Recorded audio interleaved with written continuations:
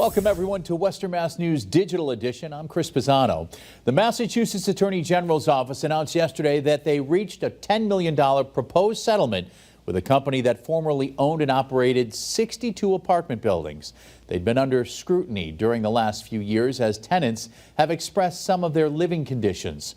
According to the Attorney General's office, Schweb Properties regularly failed to make adequate repairs in response to tenant reports regarding unsafe and unsanitary conditions.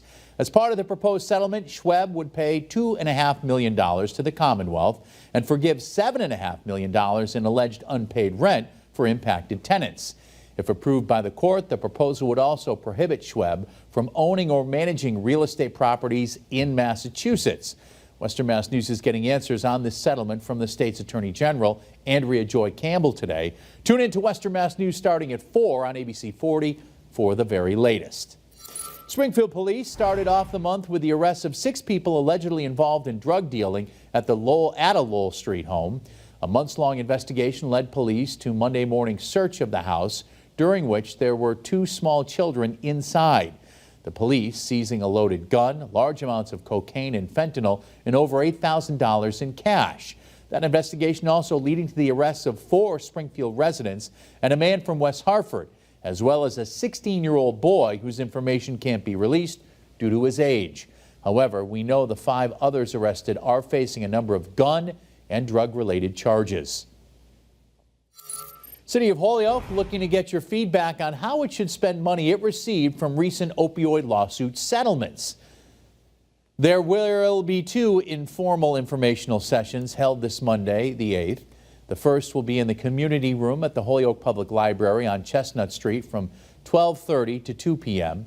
A second will be held later that evening from 6 to 7:30 p.m. in the cafeteria of the Council on Aging on Pine Street. There will be Spanish interpretation on site, as well as snacks and door prizes. Now to a traffic alert out of Greenfield ahead of tomorrow's Franklin County Fair Parade. The rolling closures will begin on Pierce and Federal Street starting at 5 p.m. with the parade stepping off from Greenfield Middle School. More closures will roll out along the route, which will go down Federal, Main, River, and Laurel Streets before coming to an end at the fairgrounds on Fairview Street. The roads at the beginning of the route should start reopening around 6, with the final streets set to reopen closer to 7.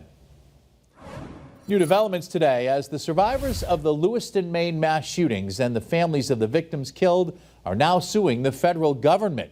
In October 2023, Army reservist Robert Card killed 18 people and wounded 13 others at a bowling alley and a restaurant before then turning the gun on himself.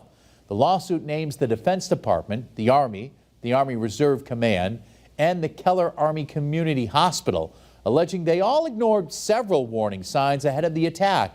One example it cites, a time 6 weeks before the tragedy, when Card allegedly threatened to carry out a mass shooting. An independent commission found Card's commanding officers knew he was having hallucinations, behaving more aggressively, and making troubling comments. The commission said Card's Army mental health providers advised his commanding officers to stay on top of his care and remove weapons from his home. According to the commission, those recommendations were not heeded. All right, the time is 3:34 and it's another beautiful day today. Our weather roll continues. We're sitting at 79 degrees with dew points that are once again running in the lower 50s. So a nice afternoon, and as we head into the evening, it's going to be delightful. Pretty much a repeat of yesterday afternoon as well. 78 now in Springfield, 77, should say 78 in Westfield, 77 in Hartford, 71 in Worcester. We have dew points that are running in the upper 40s and lower 50s. So a nice, cool, crisp start this morning. Warm, dry afternoon, a light breeze coming in out of the south. Eventually, that southerly breeze is going to kick up some humidity by Friday and Saturday. But not for tonight or not for tomorrow either. You can see we just have a few cumulus clouds which will vanish once the sun starts to go down.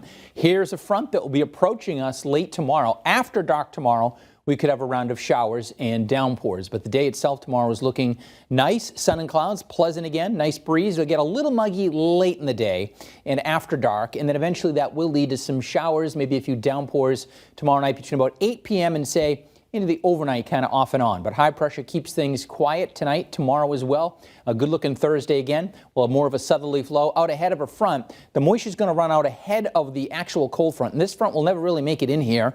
So the activity is going to have a tendency to fall apart as it approaches us.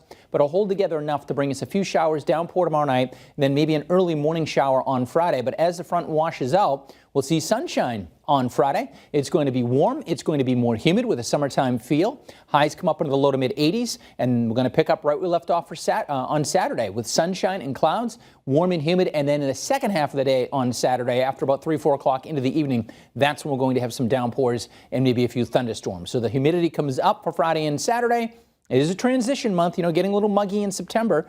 Pretty typical stuff here, but this time of year usually doesn't last that long, and it's not going to. By Sunday, it is cooling off and the dew points are going back down. So high temperatures tomorrow will come up into the lower 80s, upper 70s across the hill towns and higher terrain. And Friday will come up into the low, maybe some mid 80s. It's more humid. We're going to see a fair amount of sunshine on Friday as well. So that summertime feeling a little bit more like August, that summertime feels coming back. And then your next weather maker is a cold front on Saturday. It's in the afternoon and evening that downpours and maybe even a period of rain with some embedded thunder moves through late afternoon into the evening on Saturday. Then this front moves on through, and by Saturday we get that breeze coming in out of the northwest. Temperatures are going down, dew points are falling as well, and Sunday turns out to be a nice day. More of that September feel by the time we get to Sunday, and that is going to be sticking around for all of next week. So for tonight, mostly clear, cool, little patchy fog to start our day tomorrow again, just like this morning. Temperatures down into the lower 50s. Your Thursday looks nice, then some downpours tomorrow night into Friday morning. Friday's nice if you like that more humid summertime feel. Your pool's still open, maybe taking a dip of the pool on Friday. And then Saturday, temps come up into the low to mid 80s, depending on how much sun we see. I think we'll see a fair amount of it in the morning. It's the afternoon that we'll have downpours around, maybe a thunderstorm as well. We'll see if we encounter any strong to severe storms. Probably not with this front. And then it gets breezy and cooler for Sunday, Monday, Tuesday. And that nice weather is going to stick around well into next week, and it may kick off the Big E as well. Okay, that's your forecast. We'll see you again at 4 o'clock. Chris, back over to you. All right, Dan, thank you. A group of Chinese researchers has created what they say is the first multicolored and brightest ever glow-in-the-dark plants. Take a look. Researchers injected the leaves of these plants with a material often used in glow-in-the-dark toys. This approach is different from the traditional technique, however. In that method, scientists can only create a green glow, but this way allows them to create plants that also glow red, blue, and green. That's all the time we have.